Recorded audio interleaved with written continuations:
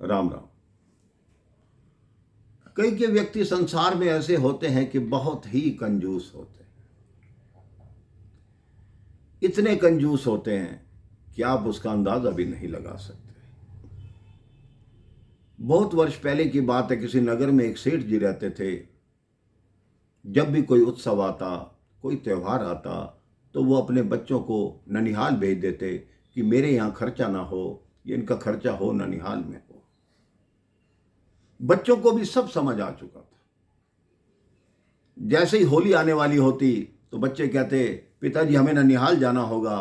पिताजी कहते, हाँ हाँ बेटा वहीं जाओ। दिवाली आने वाली होती, पिताजी हमें ननिहाल जाना होगा, हाँ वहीं जाओ।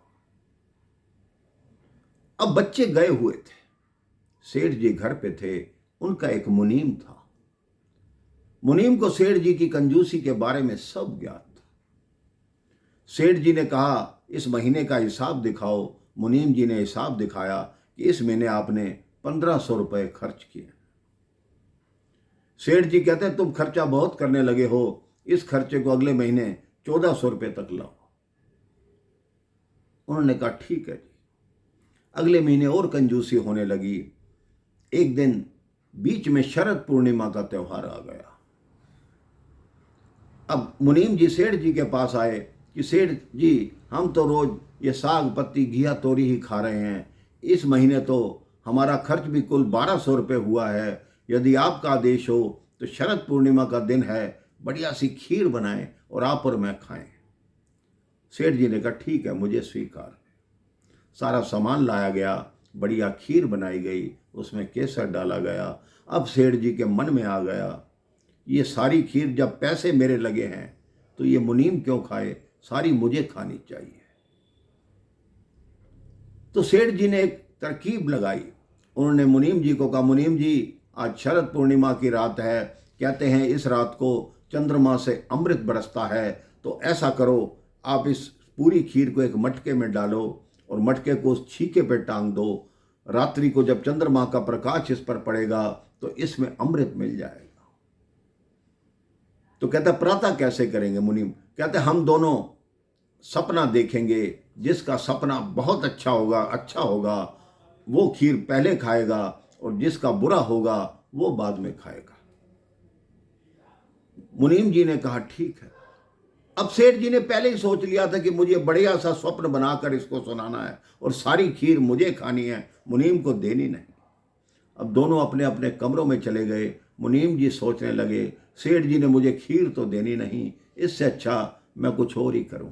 मुनीम जी चुपचाप उठे, उन्होंने छीके से वो मटका उठाया, सारे मटका खीर का खा लिया, मटका धो के वापिस रख दिया उसी छीके पर। प्रातःकाल हुई, सेठ जी कमरे से बाहर आए, मुनीम जी को आवाज लगाई, मुनीम जी भी आए। कहते, मुनीम जी आपने क्या सपना देखा? मुनीम जी कहते, मैंने बड़ा बुरा सपना देखा। वो कहता, सेठ जी आपने? कहता, मैंने बहुत अच्छा सपना देखा। कहते, क्या देखा? कहते, मैंने देखा इंद्र देवता मेरे दरबार पे आए हुए हैं, उनके साथ देवता भी हैं, मेरे को विमान पे ले जा रहे हैं, स्वर्ग में ले जाकर अपने सिंहासन पर बिठा दिया और कहा तुम एक दिन का शासन करो। तो मुनीम ने कहा उसके बाद क्या हुआ?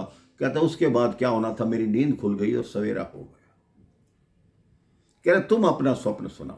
कहता, मेरा स्वप्न बड़ा बुरा था। कहता, फिर भी सुनाओ। मुनीम ने कहा, मुझे तो नींद में यमराज जी दिखाई दिए, उनके साथ 2 पार्षद थे जो इतने भयानक थे कि मुझे देख के कपकपी छूट गई। यमराज ने मुझे कहा खड़ा हो, मैं खड़ा हो गया। कहता है खीर छीके से उतार, मैंने उतार दी। कहता है इसको खा। कहता है नहीं, सेठ जी गुस्सा होंगे। कहता नहीं तो मैं तेरे को गदा मारूंगा, तेरे प्राण ले लूंगा, तुझे नरक में डाल दूंगा, खीर खा। कहता है मैंने खीर खा ली। कहता उन्होंने फिर भी नहीं छोड़ा, मुझे कहा इस पूरे पात्र को चाट, मैंने उसको चाटा। इसको धो, मैंने उसको धोया और वापस उस पर रख दिया। सेठ जी कहते ऐसा हुआ? कहते हाँ। जब वो पात्र उतारा गया तो पात्र बिल्कुल साफ था, धुला हुआ था। सेठ जी कहते इसका मतलब ये तो सच था। कहता हाँ मेरे साथ ऐसा ही हुआ है। तो सेठ जी कहते तूने मुझे जगाया क्यों नहीं, मैं भी आ जाता। कहते आप स्वर्ग में थे, मैं आपको कैसे जगा लेता।